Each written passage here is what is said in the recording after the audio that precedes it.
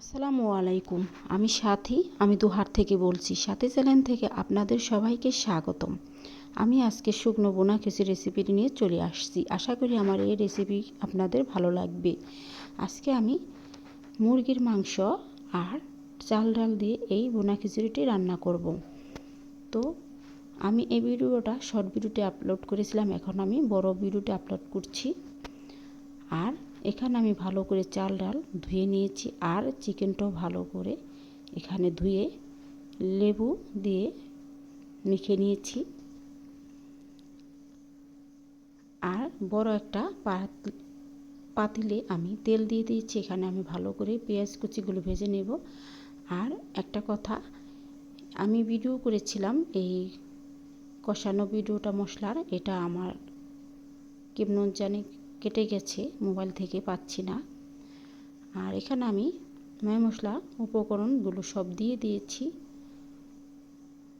তো দারচিনি, এলাচ, লবঙ্গ, তেজপাতা দিয়েছি, আস্ত জিরে পেস্ট দিয়েছি, আদা রসুনের পেস্ট দিয়েছি হলুদ মরিচ ধনিয়া মশলা গুঁড়া দিয়ে দিয়েছি, আর দিয়ে দিয়েছি স্বাদ মশলা। আর ভালো করে মশলাটা কষিয়ে আমি মাংসটা দিয়ে দিয়েছি। মাংসটা ভালো করে কষিয়ে এখন আমি চাল ডালটা ধুয়ে দিয়েছিলাম, সেটাও ভালো করে মাংসর সাথে আমি নেড়েচেড়ে ভেজে নেব একটু। তো ভালো করে ভেজে নিচ্ছি। তো আমার চালটা ভাজা হয়ে গেছে, এখন আমি দিয়ে দিচ্ছি পানি। তো এখানে আমি 5 কেজি চাল ডাল আর 7 কেজি মুরগির মাংসটা দিয়েছি। আপনারা এখানে মুরগির মাংসটা কম বেশি দিতে পারেন।